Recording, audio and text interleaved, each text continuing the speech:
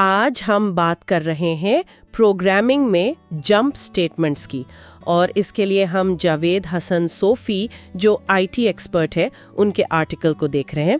Specifically break और continue पर focus करेंगे। हाँ, ये दोनों स्टेटमेंट्स काफी इंपॉर्टेंट हैं जब हम कोड के फ्लो को कंट्रोल करना चाहते हैं, खासतौर पर लूप्स के अंदर। बिल्कुल, तो मिशन यही है कि हम समझें कि ये स्टेटमेंट्स यानी ब्रेक और कंटिन्यू कोड के नॉर्मल एग्जीक्यूशन फ्लो को लूप्स में कैसे बदलते हैं। मतलब लूप्स तो होते ही हैं कोड रिपीट करने के लिए, for loop, while loop, her round को हम इटरेशन कहते हैं। सही। लेकिन कभी-कभी हमें वो साइकिल बीच में ऑल्टर करनी पड़ती है।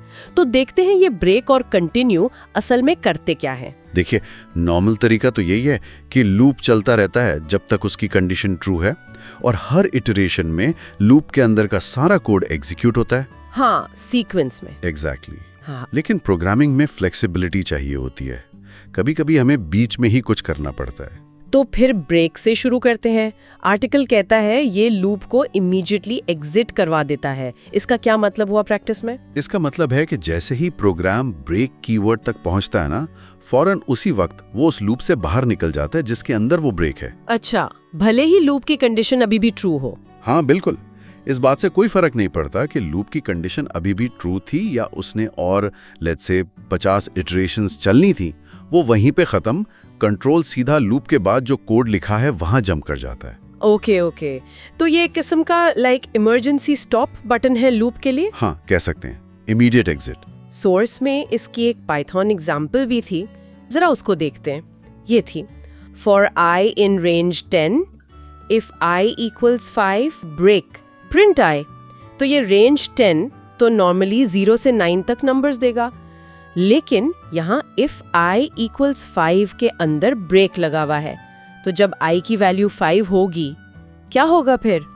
जैसे ही आई की वैल्यू 5 होगी, वो इफ कंडीशन ट्रू हो जाएगी और फौरन ब्रेक स्टेटमेंट एग्जीक्यूट होगा। राइट। उसी लम्हे लूप टर्मिनेट हो जाएगा, खत्म। इसलिए प्रिंट आय वाली लाइन 5 के लिए चलेगी ही नहीं, और ना ही लूप आगे बढ़ेगा 6, 7, 8 या 9 के लिए। अच्छा। आउटपुट इसलिए सिर्फ 0, 1, 2, 3, 4 आएगा। कंट्रोल लिटरली लूप के स्ट्रक्चर से बाहर जंप कर गया। Got it. तो ये नॉर्मल फ्लो को जैसे कहते हैं इंटरप्ट कर रहा है। लेकिन ये यूजफुल कब होता है?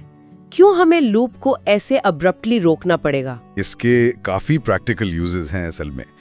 एक बहुत कॉमन सिनेरियो है सर्चिंग का। सोचें आप एक बहुत लंबी लिस्ट है हजारों आइटम्स की, उसमें कोई स्पेसिफिक वैल्यू ढूंढ रहे हैं। जैसी वो वैल्यू मिल जाए, फॉर एग्जांपल आइटम नंबर 100 पे मिल गया, तो बाकी 900 आइटम्स को चेक करने का कोई फायदा नहीं है ना? नहीं, बिल्कुल नहीं, टाइम वेस्ट होगा। एग्जैक्टली। तो आप वहां इफ आइटम फाउंड के अंदर ब्रेक लगा देंगे, लूप फौरन रुक जाएगा, प्रोसेसिंग टाइम बचता है इससे। ओके, ये तो सेंस बनाता है, सर्चिंग के लिए अच्छा है। अब दूसरे जंप स्टेटमेंट पर आते हैं, कंटिन्यू। आर्टिकल कहता है ये ब्रेक से डिफरेंट है। कैसे डिफरेंट है ये? ये बिल्कुल फंडामेंटली डिफरेंट काम करता है। जहां ब्रेक पूरे लूप को ही बंद कर देता है, हाँ, कंटिन्यू सिर्फ लूप की जो करंट इटरेशन चल रही है उसके बाकी हिस्से को स्किप करता है।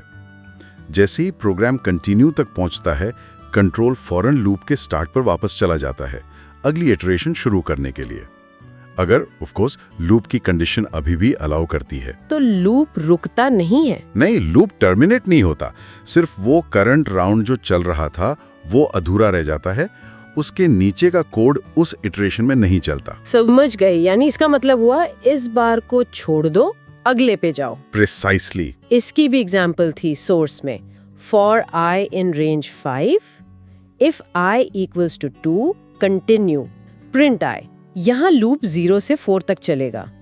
इफ आई इक्वल्स टू 2 के अंदर कंटिन्यू है, तो इसका एग्जीक्यूशन कैसे होगा? देखें, जब आई 0 होगा, इफ फॉल्स है तो प्रिंट 0 चलेगा, आउटपुट में 0 आएगा।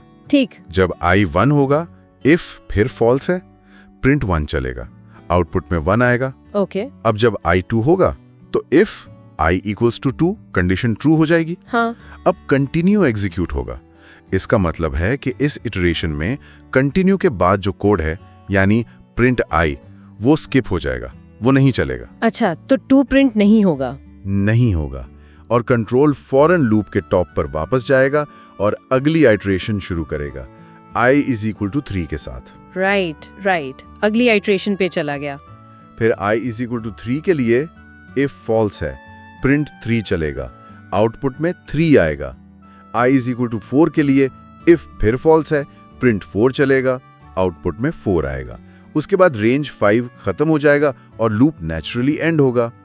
इसलिए इस कोड का आउटपुट होगा 0 1 3 4।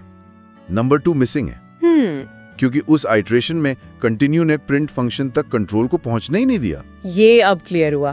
पहले जब मैंने कंटिन्यू देखा था ना, थोड़ा कंफ्यूजिंग लगा था कि ये लूप रोक क्यों नहीं रहा, लेकिन अब समझ आ रहा है कि ये सिर्फ करंट स्टेप को स्किप कर रहा है।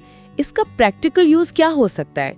कब हमें सिर्फ करंट आइट्रेशन स्किप करनी होगी, पूरा लूप नहीं रोकना होगा? इसका बहुत अच्छा यूज केस है डेटा फिल्टरिंग में या वैलिडेशन में। सोचें आप एक फाइल से डेटा पढ़ रहे हैं लाइन बाय लाइन, या डेटाबेस से रिकॉर्ड्स प्रोसेस कर रहे हैं। ठीक है। अब हो सकता है कुछ लाइंस या कुछ रिकॉर्ड्स इनवैलिड फॉर्मेट में हो, या उनमें डेटा पूरा ना हो, इनकम्प्लीट हो। अब हर रिकॉर्ड के लिए लूप चला रहे हैं। हाँ। लूप के अंदर आप चेक कर सकते हैं कि क्या ये करंट रिकॉर्ड वैलिड है।